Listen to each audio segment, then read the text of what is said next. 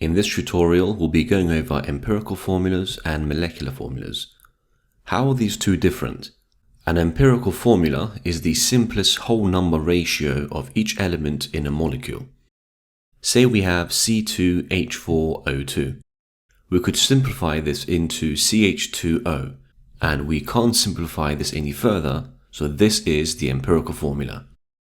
The molecular formula is the actual number of atoms of each element in the molecule. So in this molecule, we have three different elements, C, H, and O. We need to count how many of each atom there is. There are 3 atoms of carbon, so we put a 3 here, 8 atoms of hydrogen, and 1 atom of oxygen. So the molecular formula is C3H8O. Here we have cyclohexane and ethanoic acid. Pause the video and write down the molecular formula and the empirical formula. This is what you should have got. A molecule has an empirical formula of C4H3O2 and a relative molecular mass of 332. What is its molecular formula? First thing to do is work out the empirical mass. Carbon has a mass of 12, and there are 4 of them, so that gives us 48. Hydrogen has a mass of 1, and there are 3 of them. Oxygen has a mass of 16, and there are 2 of them. Add them up, and the total is 83. The molecular mass is 332. Divide this by the empirical mass, and the answer is 4. So we need to multiply the empirical formula by 4. Which gives us C16H12O8. So this is the molecular formula. Moving on to how to calculate empirical formulae. There are basically 5 steps to this, which makes more sense with an example. A hydrocarbon is burnt in excess oxygen to produce 8.8 grams of carbon dioxide and 3.6 grams of water. What is the empirical formula of the hydrocarbon? First thing to do is calculate the moles of the product. We have 8.8 grams of CO2, divide this by the MR, which is 44, and we get 0.2 moles. We have 3.6 grams of water, divide this by 18, and we get 0.2 moles. We can see that in 1 mole of CO2, we have 1 mole of carbon. So in 0.2 moles of CO2, we must have 0.2 moles of carbon. On the other hand, 1 mole of H2O contains 2 moles of hydrogen. Therefore, 0.2 moles of H2O contains 0.4 moles of hydrogen, which means our hydrocarbon must also contain 0.4 moles of hydrogen. So, in our hydrocarbon, we have 0.2 moles of carbon and 0.4 moles of hydrogen. Divide both of these moles by the smallest one, which is 0.2, and we get 1 and 2. Therefore, the empirical formula of the hydrocarbon is CH2. 4.1 gram of calcium burns in air to produce a product with a mass of 5.7 grams. What is the empirical formula of this product? So this is basically calcium reacting with oxygen to produce calcium oxide.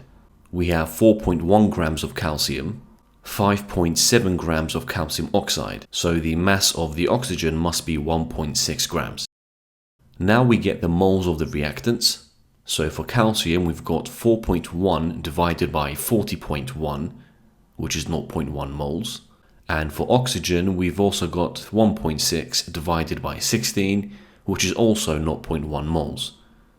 So the ratio is 1:1, which means the empirical formula is CaO. You may be given a question using percentages and asked to work out the empirical formula. The process is the same. Here's a question. Since these are percentages, we can think of it in grams. So if we had 100 grams, sodium would be 56 grams, and carbon 9 grams, and oxygen 35 grams. The next step is simple. Just divide the mass by the MR to get the moles. Then divide all the moles by the smallest one, which is 0.75, and we can round these off to the nearest whole number. So the empirical formula is Na2CO3. Here's another question. Again, we're going to treat the percentages as grams. So we have 26 grams of nitrogen and 74 grams of oxygen. Divide by mass number to get the moles.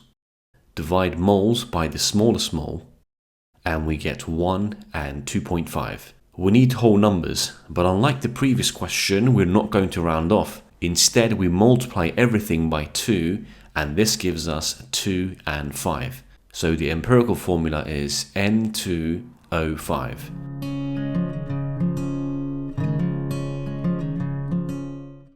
The empirical formula is the simplest whole number ratio of atoms in a compound, whereas the molecular formula is the actual number of atoms of each element in a compound. Multiply by 2 and we get 3 to 2. Here we can just round off, which gives us 1 to 2. Multiply by 2 and we get 2 to 5. Multiply by 3 and we get 3 to 4. Multiply by 4 and we get 5 to 4. And finally, multiply by 3 and we get 5 to 6. We can divide this by 2, giving us C3H7. We can divide this by 2, which gives us CH2O. As for HNO3, this is already the empirical formula as we can't simplify it any further.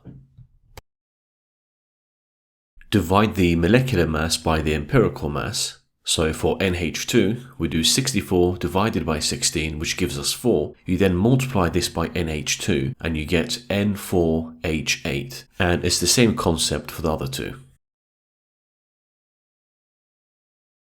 Get the relative mass of each atom. The relative molecular mass of CaCO3 is 100.2. Divide the mass of each atom by the total mass, multiply by 100, and we get the following. Find the moles of each atom. Divide all by the smallest mole. So the empirical formula is C2H5Br. Find the moles of each atom. Divide all by the smallest mole, which is 1.75. We can round off the first one to 3, the second one to 6, and the third one just stays as 1. So the empirical formula is C3H6O. To get the molecular formula, we do the relative mass, which is 116, divided by the empirical mass, which is 58, and this gives us 2. So we multiply the empirical formula by 2, which gives us C6H12O2. HNO3 has a relative mass of 63. To get the percentage of nitrogen in that, we do 14, which is the relative mass of nitrogen, divided by 63 and multiplied by 100, which gets us 22.2%. 22.2% of 1 ton is 222.2 kilograms. Start by writing down the equation. So X plus O2 gives us CO2 plus H2O. We are given the mass of X, CO2 and H2O. Now work out the moles for each one. There is a 1:5 ratio between X and the products. So the equation must be X plus O2, giving us 5 CO2 and 5 H2O. That means X must contain 5 C's and 10 H's. So that's C5H10, which has a relative mass of 70, which means the oxygen must be 86 take away 70, giving us 16. So the molecular formula must be C5H10O.